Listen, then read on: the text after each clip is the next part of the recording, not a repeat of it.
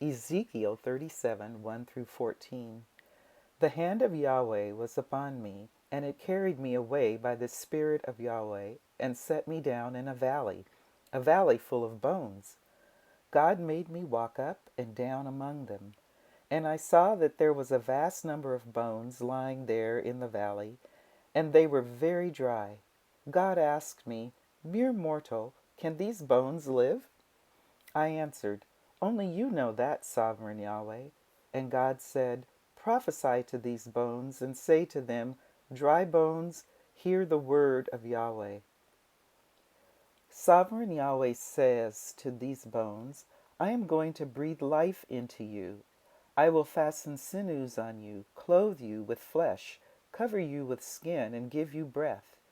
And you will live, and you will know that I am sovereign Yahweh." So I prophesied as I was commanded, and as I prophesied, suddenly there was a noise, a rattling, and all the bones came together, bone to matching bone. As I watched sinews appear on them, flesh clothe them, and skin cover them, but there were no breath in them. Then God said to me, "Prophesy to the wind, prophesy, mere mortal, and say to it, Thus says sovereign Yahweh, approach from the four winds, breathe and breathe on these slain, that they may live." I prophesied as I was commanded, and breath came into them. They came alive and stood up on their feet, a vast multitude. Then God said to me, "Mere mortal, these bones are the whole house of Israel." The people keep saying, "Our bones are dry, our hope is gone, and we are doomed." Prophesy, therefore, and say to them, "Thus says sovereign Yahweh, I am going to open your graves and raise you up from the dead, my people. I will return you to the land of Israel. When I open your graves and raise you up, you, my people, will know that I am Yahweh. Then I will put my spirit into you, and you will return to life, and I will settle you back on your own land. Then you will know that I, Yahweh, have spoken and made all this happen, says sovereign Yahweh. Santa Sabiduría, Santa Palabra. Gracias a Dios. You don't get to be my age and stage in life without encountering grief. Those of you who know me understand I'm well acquainted with grief. Grief has been persistent in my life. And in the past nearly 50 years, I have lived, held in the deep love of this community. The community practices faith that engages our joy and our grief, holds space for wild imagining, and calls us to live into possibilities. Here we have a practice of accompaniment, walking with one another, being present in all the sorrows and in all the joys. So I wasn't surprised when Allison suggested I might have a story about the dry bones. Dry bones, piles of dry bones in a valley, a low place. This Ezekiel text that Barb just read is a familiar story in this community. A few weeks prior to the 2021 annual meeting, that was about 16 or more months ago, there was a strategy team meeting with Pastor Solveig, and we did a lot of trying to figure out what was going on with us during those years. And we always ended with a reflection, like, what's a word of what you're feeling right now? And Jane Keating, who isn't here today and was really fairly new to the community at that time, And you may remember this, but she said, bones. All I've got is bones. That was her word. Now, she was not familiar with the Ezekiel text, but Solveig pulls out her phone, because the Bible's on every phone these days, if you're a pastor anyway. And she pulls out her phone and she reads this, she knew right where the dry bones were, Ezekiel 37. And she read that Ezekiel passage to us. There were about 5 or 6 of us. Later in the annual meeting itself, Joe Morgan and I, this was November of 2021, and we were, just for a few minutes, we were back in person. I mean, it didn't last long, but there we were, right in this room on 2021, November. And we sat in a fishbowl, Joe and I, and had a conversation about the story of the dry bones. And it included reading this same Isaiah 37 passage. And in the plenary conversation in the group, afterwards, we heard Levita's mother, B. Gilmore. She's now one of our beloved ancestors, respond with prophetic conviction. She held up her hand and she said, "We have all the bones. We just have to put them together." Does anybody remember that? Okay. Less than a month later, B. Gilmore passed away. Her words continue to ring in my ears and maybe in yours, for she spoke with deep wisdom and certainty. We believed her words. We've carried them in our hearts. And it's reminded us of her wisdom and her speaking of truth. And yet, a year and a half later, I find the meaning of the words shifting for me. Back in November of 2021, I believed, and maybe the rest of us believed, that we could just pick up our old dry bones and just work like crazy and put them all back together. A sort of a jigsaw puzzle. But I've also had some other imaginings about the bones. I've been wondering if the pile of dry bones might be ancestral bones. Are they the bones of our ancestors? We believe in the communion of saints, right? That is, could the bones be sentient? Sentient. Like that is able to perceive things, able to be conscious or awake. And what if our work in and among the pile of dry bones is something entirely different than what we had before? Instead of putting the dry bones back together as they were, what if we might be called to create something entirely new? The pandemic, with its shutdowns and isolation, separations, death, Zoom church, Zoom medical care, Zoom work, job losses, canceled travels, all the things brought a new level of grief that none of us had ever experienced before.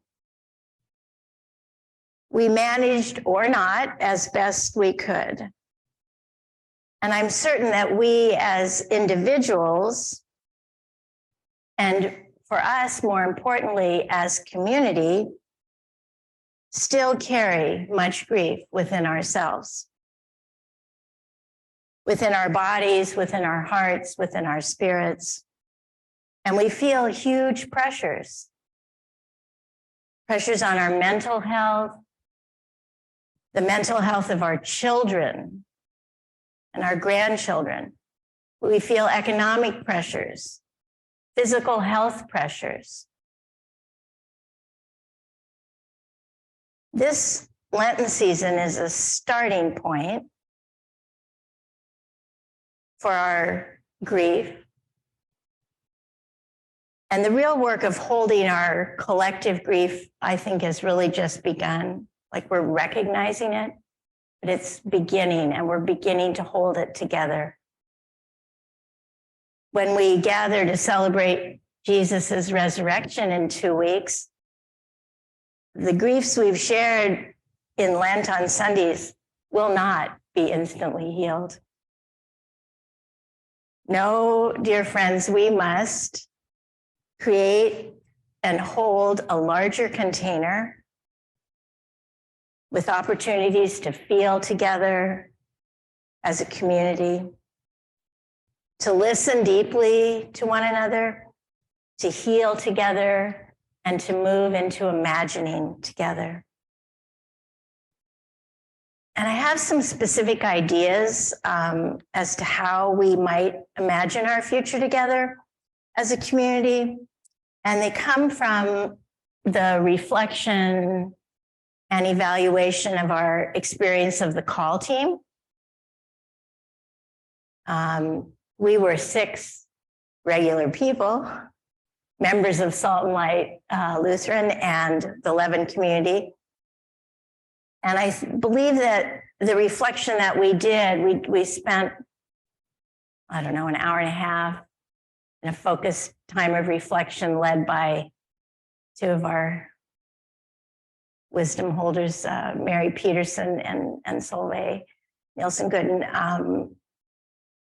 And I think that those reflections offer us some specific learnings, which I'd like to share with the community as we begin to imagine holding this container for ourselves to hold our community grief. So first, we learned to believe that we were 6 people who had been called to the work of collective discernment. I don't think we really knew what that meant, but we just had to believe that that's what we were called to do.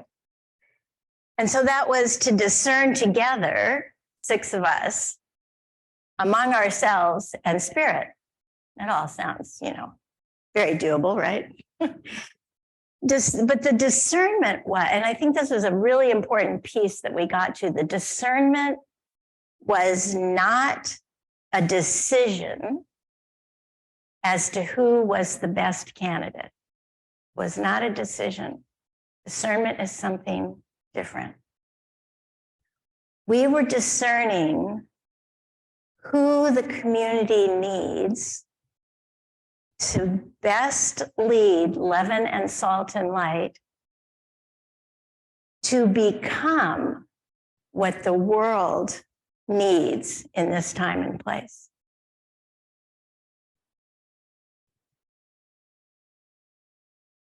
And that framework of thinking reoriented the whole call team into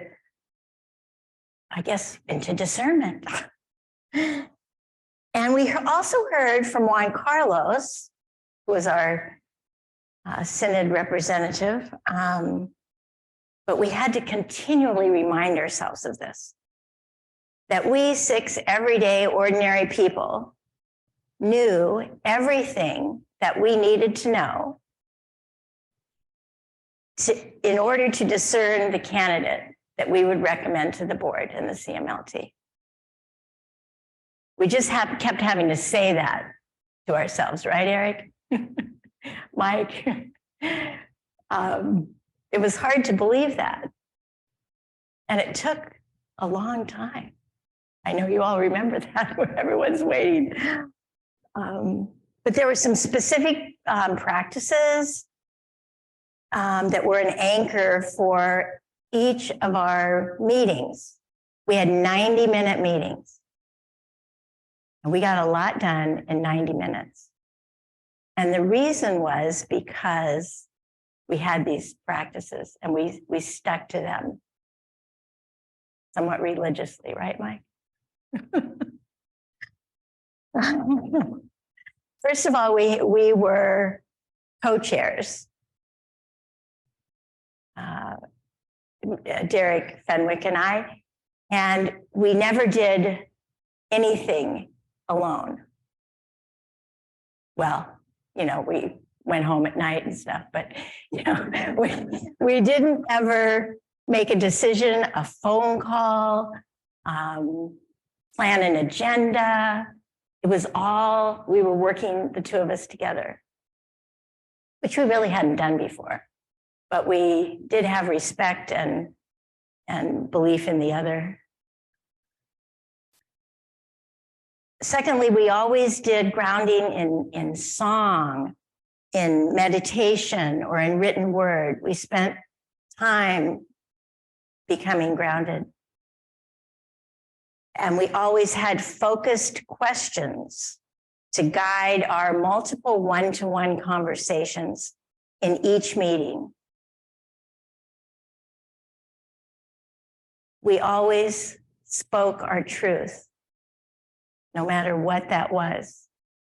What was true for us as individuals, we spoke into the shared space. And we asked our questions of one another, clarifying, figuring out. And really, that was the practice of deep listening.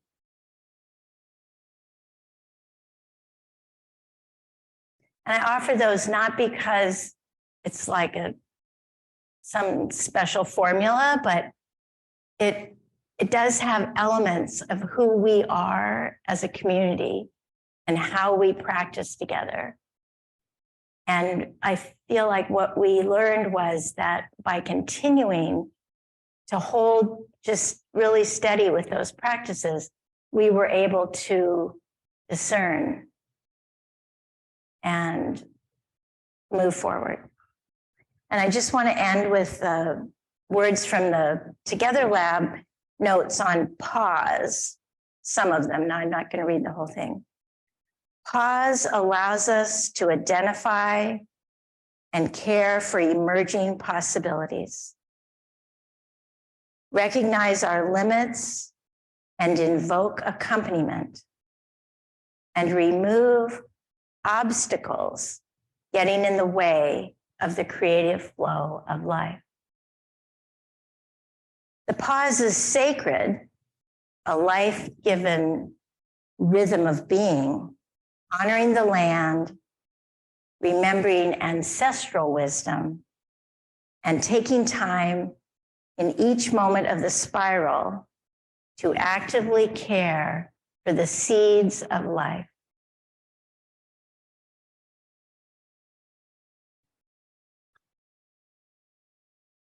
Amen.